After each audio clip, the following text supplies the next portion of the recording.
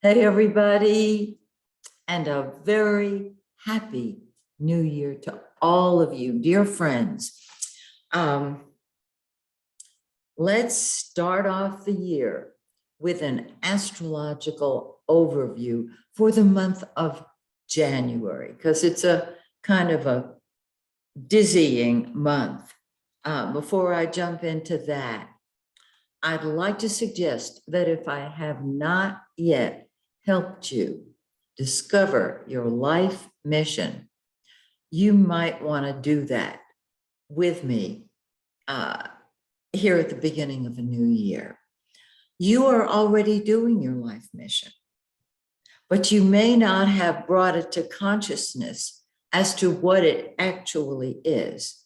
In one face-to-face session, Zoom session with me, I can help you discover your life mission. It transforms your life when you know what it is, because you can eliminate those people and situations that are not helping you live your life mission, your life purpose, why you came here. And everyone has their own unique purpose. All the information is on my website. And for those of you who are tired of Groundhog Day and you are ready to let go of your story, your programming, if you feel trapped, if you want to get out of it and don't know how, then you're ready for my Take Back Your Life session. In this 3-hour face-to-face session with me on Zoom, you will see your life clearly. You will be able to rewrite your story. It's incredibly powerful.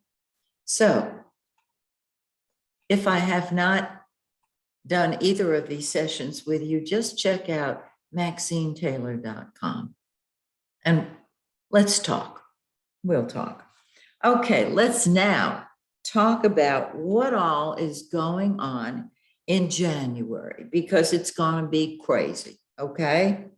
Some of you already know what I'm getting ready to share, and you're just kind of chuckling to yourselves. I know you're out there, all of you, especially those of you I'm mentoring now.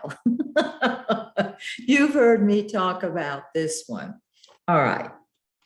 If you are not familiar with astrology, I am talking about Mercury going retrograde and Venus already in retrograde. And you may have heard the expression retrograde, but not known what all of us astrology types are talking about. 3 times a year, Mercury goes retrograde, which means it appears to be moving backwards in the heavens. It's not. But because of the way the earth is spinning and all of that kind of stuff, it appears to be moving backwards. And that is exactly how it feels here on planet Earth. I mean, talk about bass backwards. That is how things go. Mercury rules communication, correspondence, and transportation. I like to say our mouth and our minds. Yes. A really good example of that is you make an appointment with a friend to meet at a particular restaurant at a particular time. Easy enough. When Mercury is retrograde, one of you can very easily get the day wrong, show up at the wrong time, the wrong day, and one of you can easily get the restaurant wrong, go to the wrong one. I mean, I can't tell you how many times I have had to write down every single detail. And even then, I've managed to mess it up. This is what happens when Mercury is retrograde, because this is the time to tie up the loose ends of unfinished projects. We don't start a new project on a retrograde Mercury because it either fizzles out completely or has to be redone within the coming year. Okay. So when Mercury goes retrograde, this is a perfect time to get into those unfinished projects. Now, before Mercury goes retrograde, it moves into what is called the shadow of the retrograde. During the shadow of the retrograde, it feels like Mercury is retro. It's not, but it feels like it. It's kind of a heads up, a planetary heads up. And so Mercury is in the shadow of the retrograde, moved into the shadow of the retrograde on December 29th. Okay. It will actually go retrograde on January 14th. You do not want to start a new project. If you have booked a party room at a restaurant, check the fine print, make sure everything is as it said in the contract. You don't sign contracts under a retrograde Mercury. Now, common sense. If your car breaks down in the middle of the expressway, are you going to buy a new one? You may have to do that. But perhaps this is the tying up of a loose end of an old project. Maybe your car has been threatening to stop in the middle of the expressway for about a year, and you've been nursing it along. This would be the time then to tie up that loose end. You can also rent a car. Common sense during this time, okay? You can rent a car and then make your decision about what you're going to do car-wise after Mercury goes direct, which it will February 4th. Now, after it goes, the minute it goes direct, comes out of its backward motion, it moves into the shadow of the retrograde one more time. And I did a video on YouTube about a year ago called Mercury Retrograde, the prequel and the sequel. You might want to watch that one because it goes into great detail on the shadow. Once Mercury is in that second shadow, that's kind of a second chance to tie up those loose ends. Interesting. However, what is even more interesting, quote unquote, is that Venus, the planet of love and money and beauty, also is retrograde. It went retrograde December 19th, I believe. And so it is retrograde until it goes direct January 29th, when it moves into the shadow of the retrograde. Now, if you've been listening to these dates, you know that both Mercury and Venus are either in the shadow or retrograde at the same time. It's a tag team, a cosmic tag team. I'm being politically correct. With two planets retrograde, even in the shadow, it's make you crazy time. So again, you're not going to start a new project while Venus is retrograde or Mercury is retrograde. You say, well, how about the shadow? It's going to feel like Venus and Mercury are still retrograde, even in the shadow. But if you have to start a new project during that time, it may be a little confusing. You might have to work a little harder to cross those T's and dot those I's, but there is no admonition against starting a new project in the shadow. You don't hear too many people talking about the shadow. Those of you who are empaths, you feel it. You know when the shadow begins. because people will tell you you're crazy. No, you're not. Mercury or Venus is in the shadow, especially when it's a tag team. Wow. Now, later on in the year, when Mercury is retrograde, Mars is also going to go retrograde. So we have two tag teams. But I'll give you all those details as we approach it. It's not as confusing with Mars. It's just that nothing's going on with Mars. But more toward the end of the year. Okay, so Venus goes direct on January 29th and moves into the shadow of the retrograde on March 1st. Okay, Mercury, of course, is in the shadow. It goes retrograde January 14th and goes direct February 4th. And then it moves into the shadow. We'll talk about that next month. So I just wanted to give you a heads up so that if you were just thinking, my God, what's wrong with me? I can't remember a thing. My mouth and my mind are not cooperating. My lips are not working as a team. There is nothing wrong with you. You're just very sensitive and you're feeling these retrogrades and the retrograde and the shadow too. And isn't it nice to know that?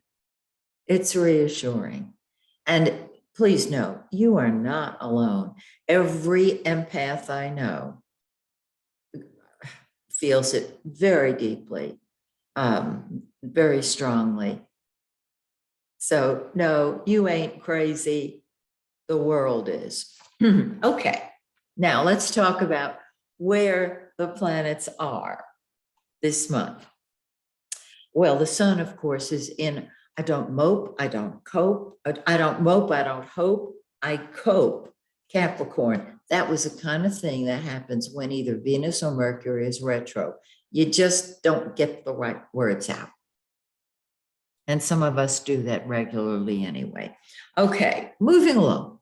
So the sun is in Capricorn. It's a very serious sign, a very practical sign, a very logical sign. And a very traditional sign, home, family, structures. It's ruled by Saturn.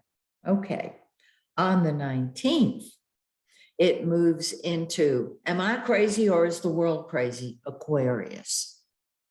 Aquarius is the humanitarian, the visionary humanitarian. There is a look in the eyes of every Aquarian. I've recognized it for years. It is magnificent. Because they're a visionary, their gaze is out there. Now, I don't mean every single Aquarian is gazing off in the distance, but they are a humanitarian and they're seeing a larger picture. They are very different, very much their own people. If you're an Aquarian, you know you march to your own drummer. And I say bravo to you. Bravo. They know that what is best for the whole is best for the individuals within the whole structure. So that is on the 19th. All right. Venus, of course, is retrograde and direct on the 29th in Capricorn.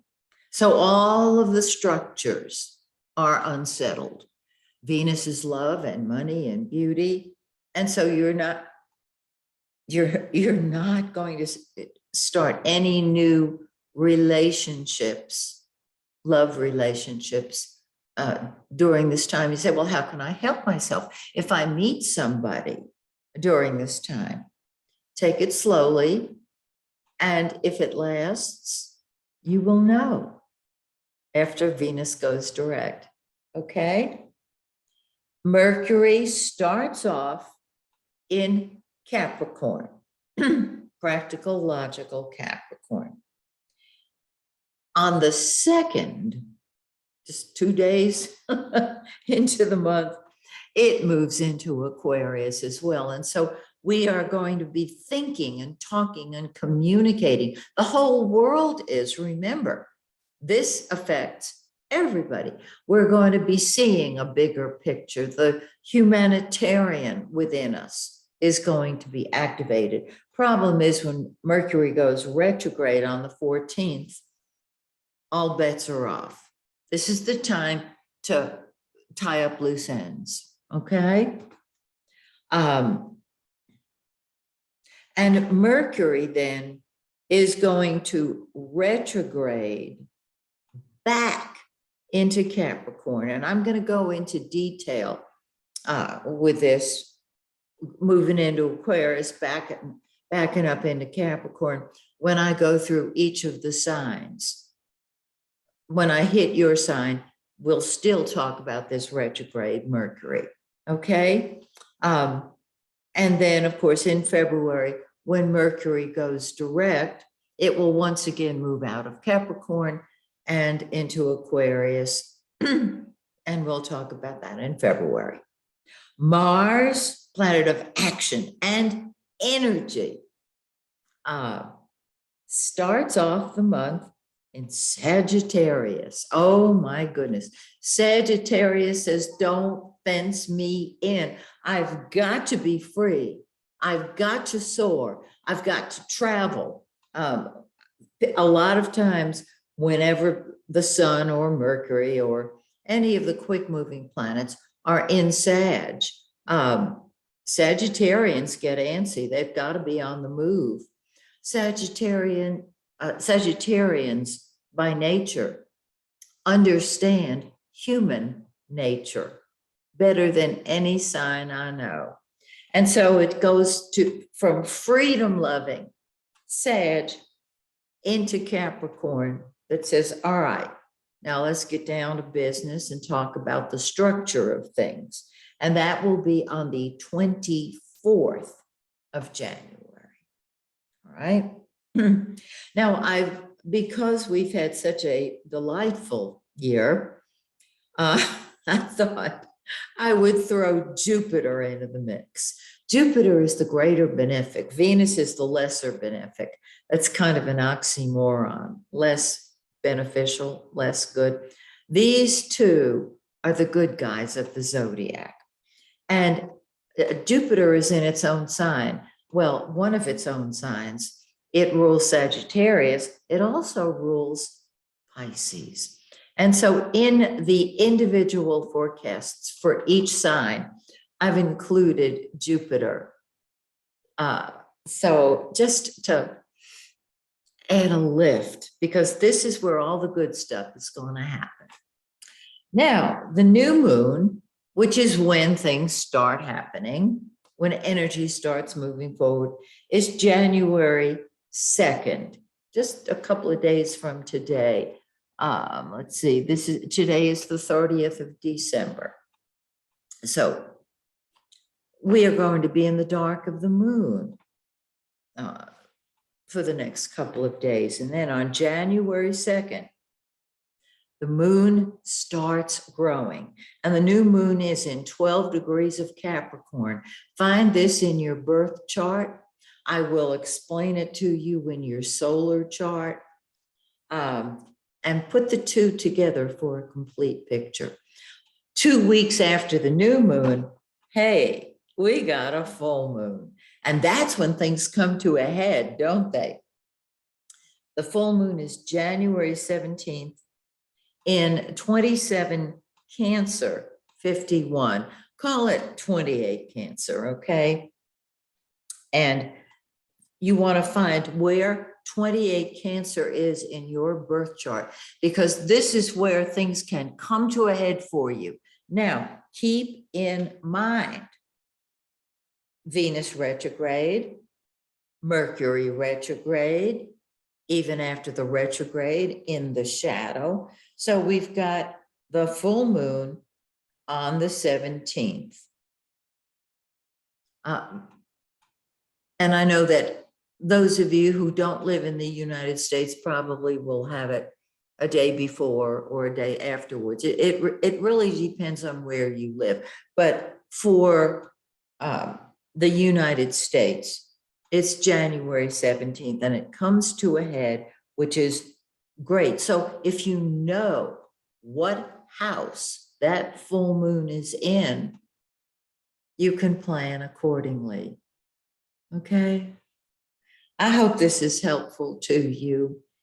And so now I'm going to record all of the signs until my energy runs out. So on your mark, get set, go. I am sending out waves of love to all of you. And my wish, my blessing for you is that the stars shine brightly on you and yours this whole year. And if I may be of service, just let me know. So till we meet again, may the stars shine brightly on you and yours. Bye for now.